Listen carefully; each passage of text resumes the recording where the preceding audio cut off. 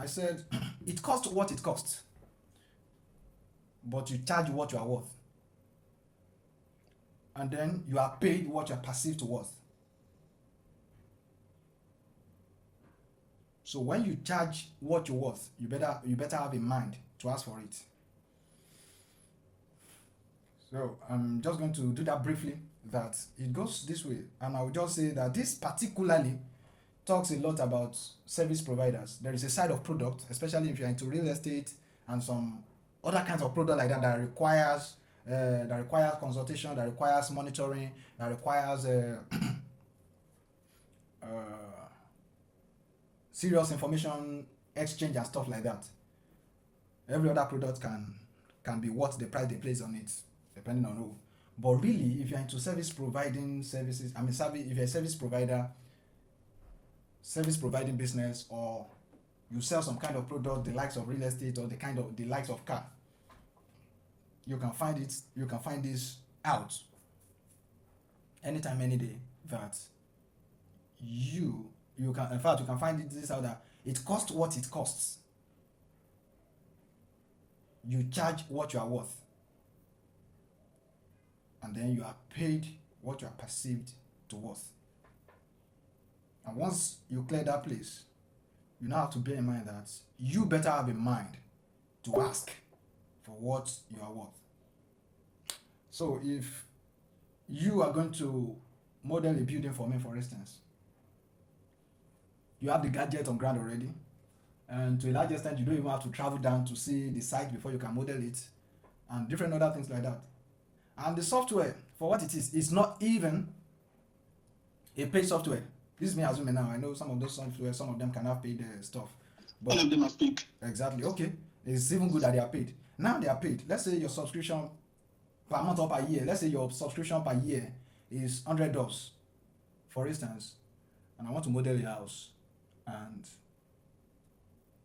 you tell me, okay, before I go to what you tell me, the money for the software is $100 per year, and only you know how many projects you can do in a year, and only you know what it costs you in particular to model my own house, right? But you know that if you bring it, my own house will only take you let's say at most a month, for whatever reason, for whatever uh, occurrence, eventuality that I want to make it to take a month. But you know it will only take a month for you to start my work and finish it.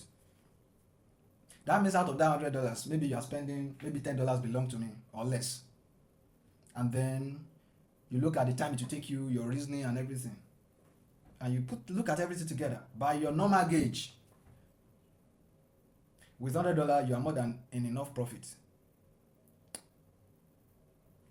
But you know that everything put together that it will cost you is about, say, worst case scenario, $50, right? As putting all your logistics in place. That is what it costs.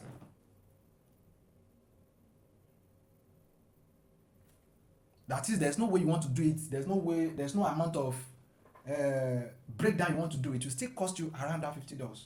Plus the subscription, plus your feeding, plus your thinking from your internet, and all of those things. It will still cost you $50, yeah? That is what it costs, no matter what they try to do. And for you to be profitable, you know that you cannot charge them what it costs. Am I still making sense? Yes, you are. Now, at this point, it is not just about you making your profit. Because having considered your costs and what your profit is, can this work give you the life that you're looking for? If it can give you the life you're looking for, how much of it must be coming in every time, every day, and how much should, at the end of the day, be recorded as profit for you to actually have the life you're looking for?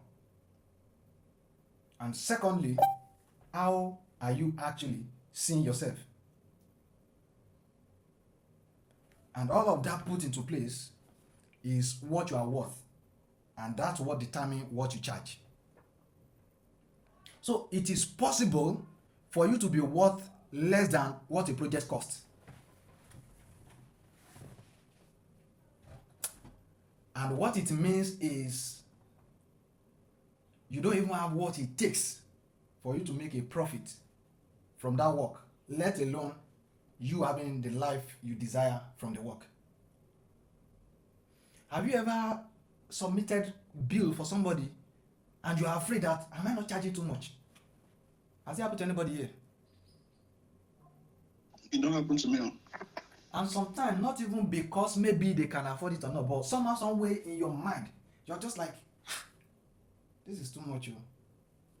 You are not alone. It has happened to me. And what it means is you have not come to fully understand the place of your own worth. And until you come to that place, you won't be able to charge appropriately.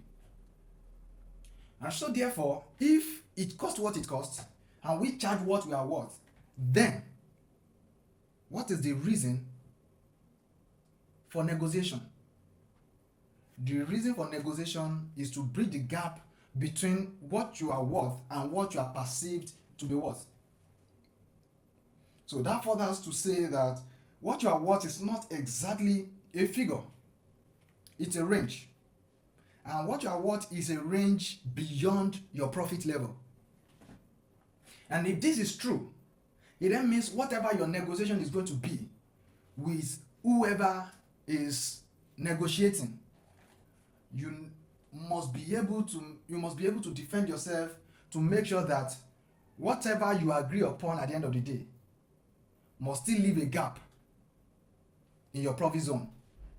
And that means with that negotiation, after you reach conclusion, you must still be able to account for your usual profits and then the one you want to keep for yourself. Because when you begin to do business properly, you begin to discover that your profit now goes into a lot of things. And I can tell you that it is possible for you to be profitable and not have something to take home.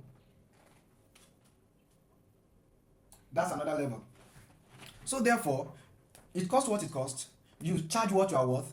Then you are paid what you are perceived to worth. And for you to be perceived to be worth what you are truly worth, then you must do about 2 or 3 things. Let me see if I remember all of them. You must dress the part.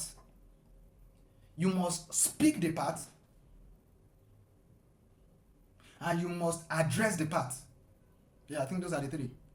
You must dress the part, you must speak the part, and you must address the part.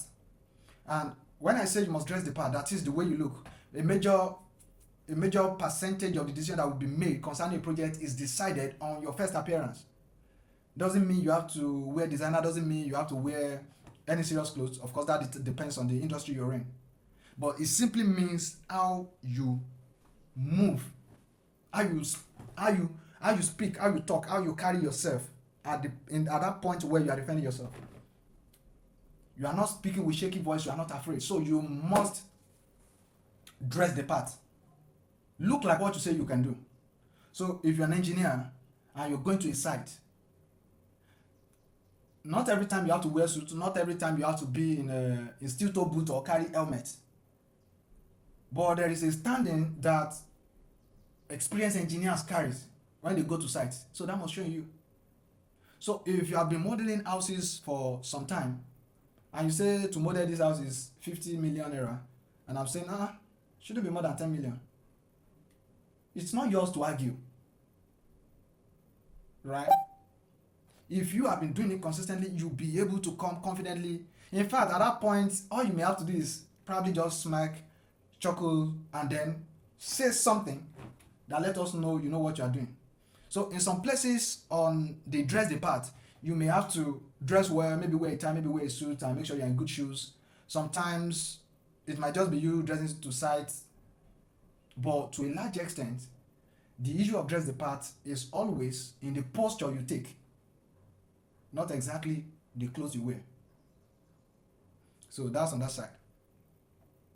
So on the speak the part, there are certain words that are important in your field, in your area, that comes from somebody who truly knows what they are saying. And it has nothing to do with jargons. I mean, it has nothing to do with technical terms. And that has to come in. So you have to speak the part. And thirdly, you have to address the part. And that address is where it gets tricky. Because when you want to address the part, and that's the part where you can understand the person's skepticism, you can understand the person's fear from the conversation. And if you can do that and confidently speak to that area, you can be rest assured that your credit goes higher. And that convincing them that you are worth what you have charged becomes a less serious work to do. So that's that. Of course, there's an extensive part of that, but we can keep that till later. So remember, it costs what it costs, and nobody gives a damn about that. You can to do the work and cost you 10 naira, and you decide to charge 1,000 naira for it. It costs what it costs, but you do what? You charge what you are worth. Remember, they will pay you what you are perceived to be worth. And so, the last angle that I mentioned earlier is when you now know your own worth, you better have the mind to demand it. Sometimes you even have to overshoot it for you to come into range. So, when it comes to business, when it comes to negotiation, when it comes to pricing, it's more of a mind work than it is a brain work. I don't know if that makes sense. Is that the way I want to say it? That is not just about the technical know-how of the project you want to do, of the work you want to do. It's about you being audacious about what you're asking for, right? So, I'm going to dress the part, I'm going to speak the part, and I'm going to address the part. And then have the mind to demand what I'm asking for. So, it's left to them to do what is needful.